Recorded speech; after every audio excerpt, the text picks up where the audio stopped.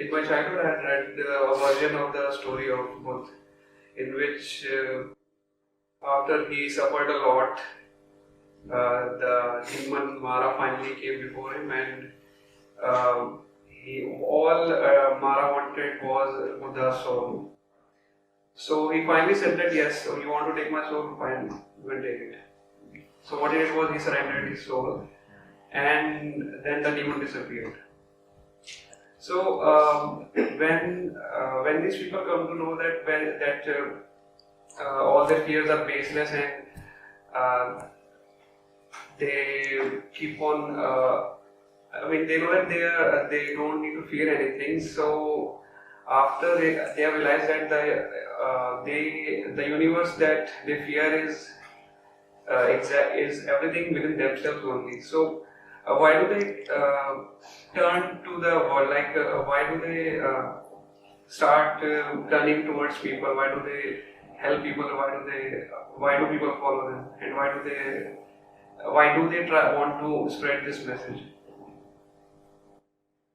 Two questions. One, what is the significance of Buddha allowing Mara? Mara you can take as some kind of close relative of Maya. What is the significance of Buddha allowing the Mara to take away his soul? And second, why does a Buddha come back again to the world? The Buddha is saying, take away whatever can be taken away. Take away whatever can be dissociated from me. Take away all that which is not me.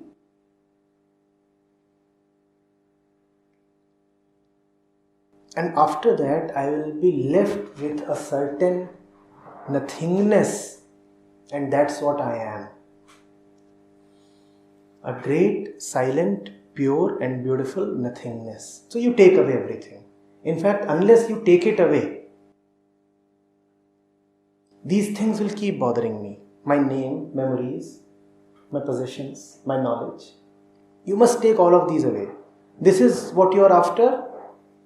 I welcome you to loot me. In fact, all those who want to take away a part of you are always doing you a favor. They are unburdening you. But we resist them. A Buddha welcomes them. The Buddha says, you have come to help me. So take this. And this is the whole thing of anatta. When I am nothing, why should I bother about having something? Whatever I have will only keep me in fear, in botheration. I don't want to live in botheration. So it is better that I donate everything. You take it. If I have it, I'll have to preserve it.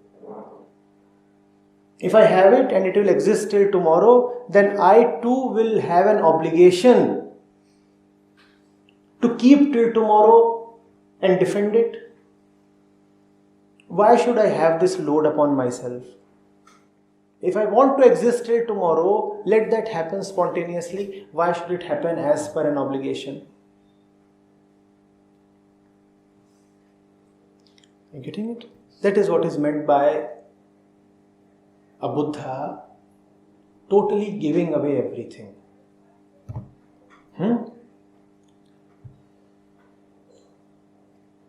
Then is the question of why does a Buddha return to the world? He has not returned to the world. He never actually went away. If a Buddha is at peace with a tree, if the Buddha is at peace with a squirrel or a parrot or a rabbit, why would he not be at peace with a human being? When he is in the jungle, is he still not with people? Are trees not people? Are rivers not people? Is the grass not people? Are the animals not people? Are his students not people? he is already living in a community, in a society, is he not? And he is at peace with whosoever he is living with. Peace is his nature. If he can be at peace with a stone, why would he not be at peace with the villagers living nearby? Nothing prevents him from going to the villagers. In fact, only a Buddha can go and meet strangers with total ease. We think a lot. Would those be the right kind of people? Would those be hostile? Related to the life of Buddha is this story. And this story is later mentioned with respect to other teachers also. So there were two sets of disciples.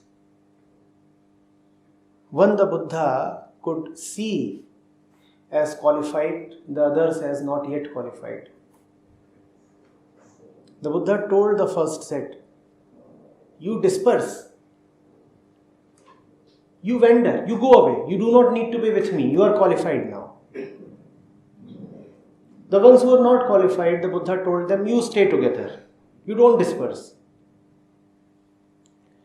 Only when you are qualified do you get the right to disperse and enter into strange places. Because now no place is hostile to you. No place is a stranger to you. No place can harm you. So you can go wherever you want to. In fact, the more you disperse, the more you wander, the more good you will bring to the people you go to. The one who has come to peace now does not need to confine himself. He can give himself away. He can literally throw himself away.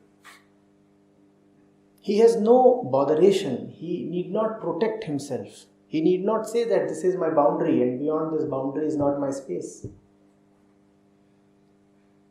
Only a Buddha can mingle freely. He will go from village to village. He will meet kings and he will meet paupers. He will meet dacoits and he will meet sages. He will meet ignorant people and he will also meet pandits. The Buddha is at ease everywhere. He will visit capital cities and he would stay in the most dense of forests. The Buddha had a very active life. Almost the whole of North India he covered on foot. There was hardly any major city that he didn't travel to. It is not as if he was a recluse hiding in the jungle.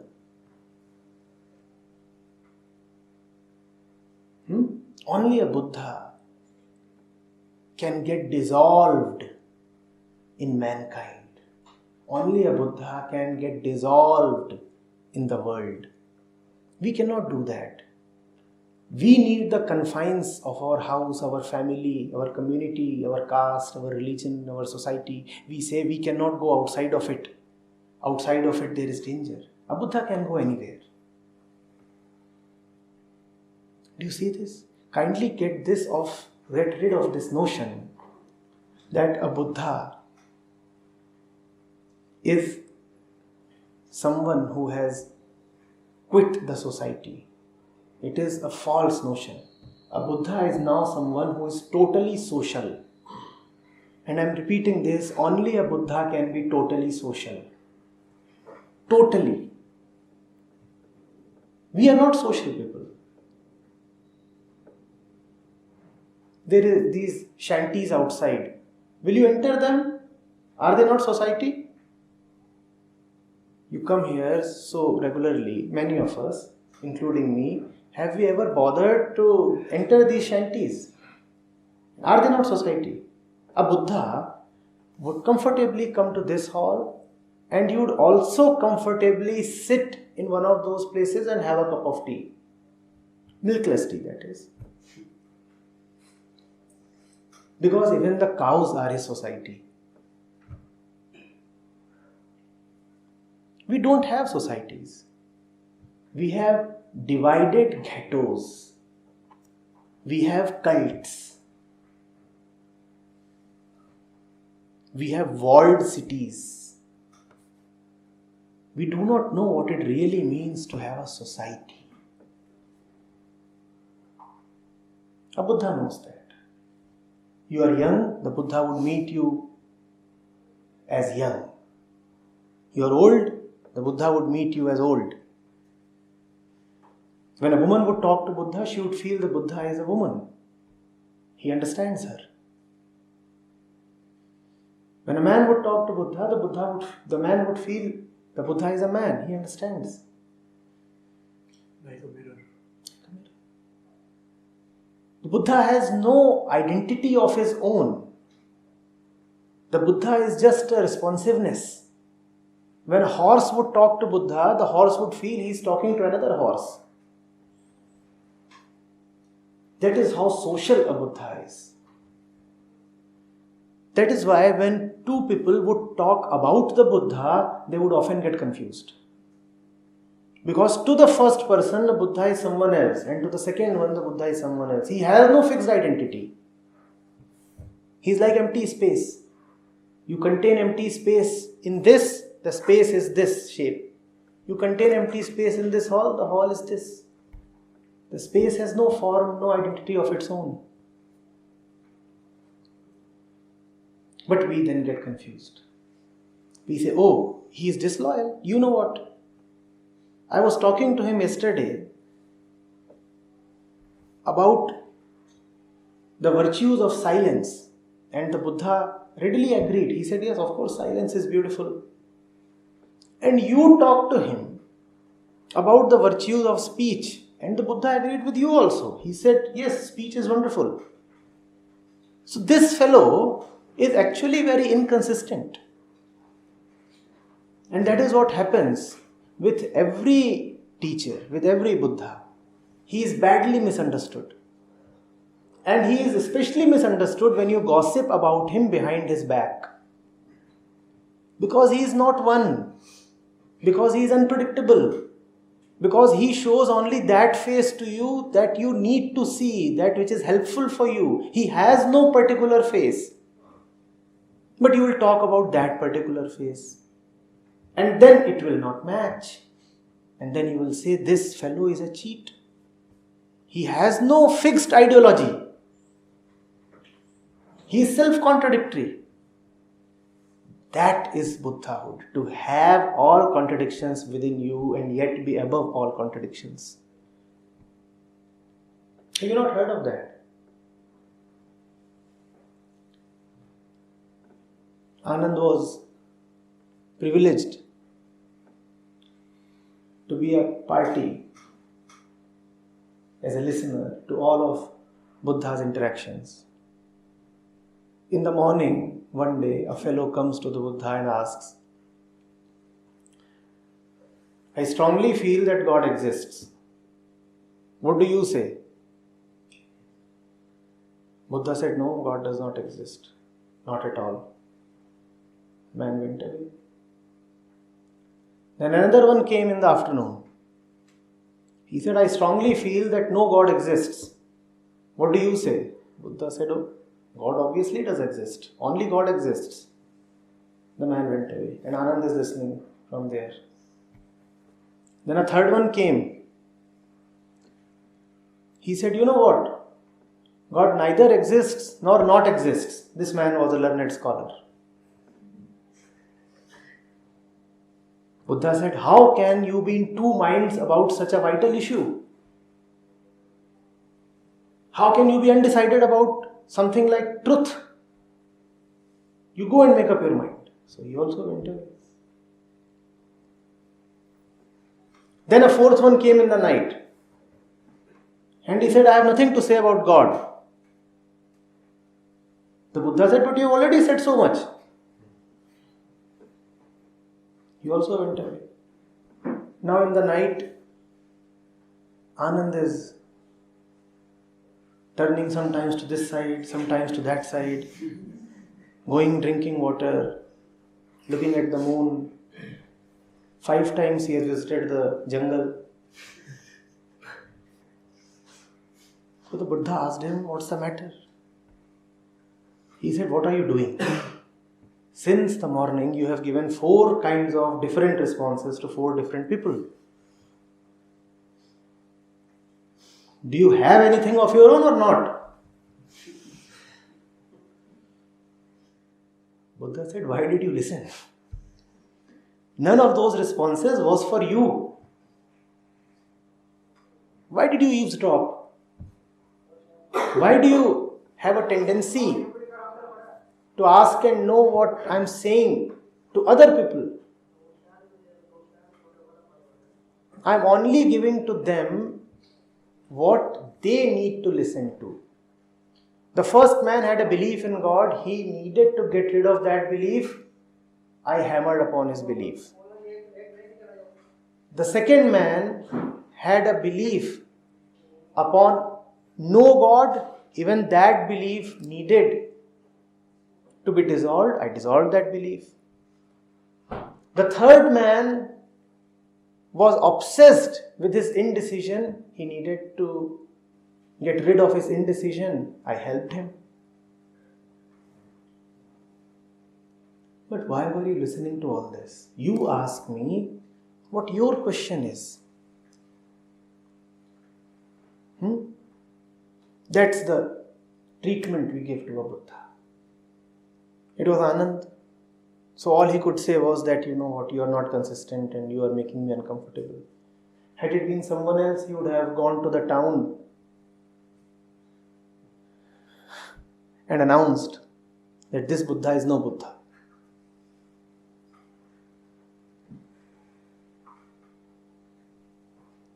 Are you getting it?